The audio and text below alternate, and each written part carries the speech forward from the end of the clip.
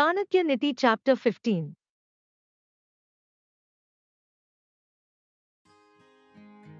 For one whose heart melts with compassion for all creatures, what is the necessity of knowledge, liberation, matted hair on the head, and smearing the body with ashes, too? There is no treasure on earth the gift of which will cancel the debt a disciple owes his guru for having taught him even a single letter that leads to Krishna consciousness. 3. There are two ways to get rid of thorns and wicked persons, using footwear in the first case, and in the second shamming them so that they cannot raise their faces again, thus keeping them at a distance. 4. He who wears unclean garments, has dirty teeth, as a glutton, speaks unkindly, and sleeps after sunrise, although he may be the greatest personality, will lose the favor of Lakshmi.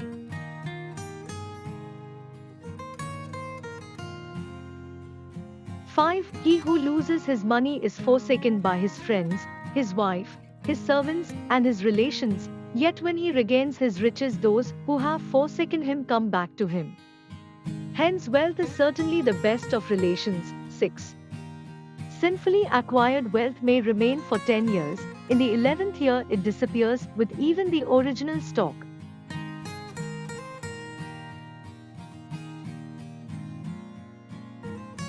7. A bad action committed by a great man is not censured, as there is none that can reproach him, and a good action performed by a low-class man comes to be condemned, because none respects him. Just see, the drinking of nectar is excellent, but it became the cause of Rahu's demise, and the drinking of poison is harmful, but when Lord Shiva, who is exalted, drank it, it became an ornament to his neck. Nilakanta. 8. A true meal is that which consists of the remnants left after a Brahmana's meal. Love which is shown to others is true love, not that which is cherished for one's own self. To abstain from sin is true wisdom. That is an act of charity which is performed without ostentation.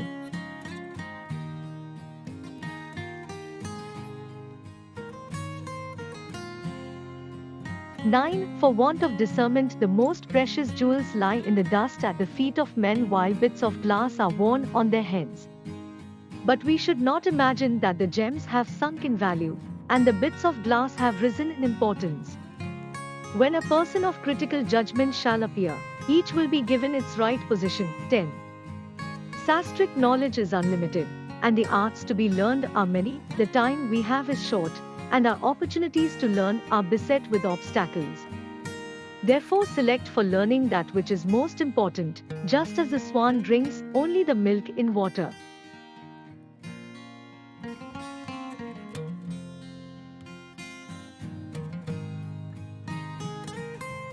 He is a Chandala who eats his dinner without entertaining the stranger, who has come to his house quite accidentally, having travelled from a long distance, and is wearied.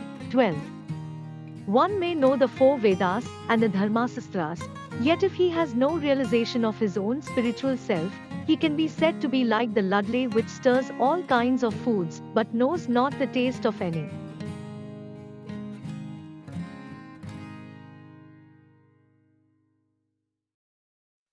Those blessed souls are certainly elevated who, while crossing the ocean of life, take shelter of a genuine Brahmana, who is likened unto a boat. They are unlike passengers aboard an ordinary ship which runs the risk of sinking. 14.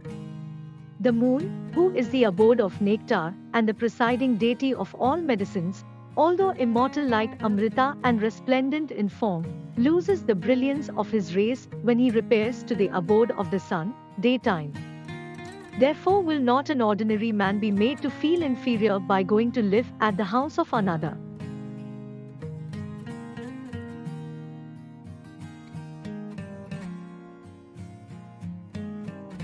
15. This humble bee, who always resides among the soft petals of the lotus and drinks abundantly its sweet nectar, is now feasting on the flower of the ordinary kuja. Being in a strange country where the lotuses do not exist, he is considering the pollen of the kuja to be nice. 16. Lord Vishnu asked his spouse Lakshmi why she did not care to live in the house of a Brahmana, when she replied, O Lord, a rishi named Agastya drank up my father, the ocean, in anger.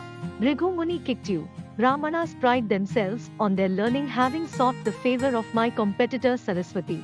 And lastly, they pluck each day the lotus which is my abode, and therewith worship Lord Shiva.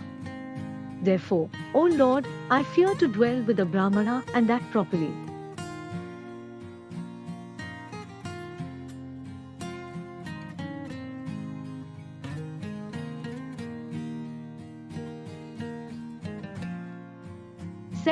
There are many ways of binding by which one can be dominated and controlled in this world, but the bond of affection is the strongest.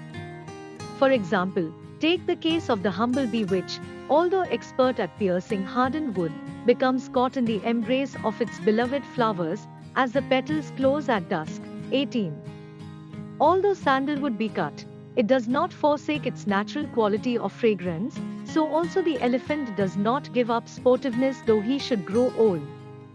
The sugarcane does not cease to be sweet though squeezed in a mill, so the man of noble extraction does not lose his lofty qualities, no matter how pinched he is by poverty.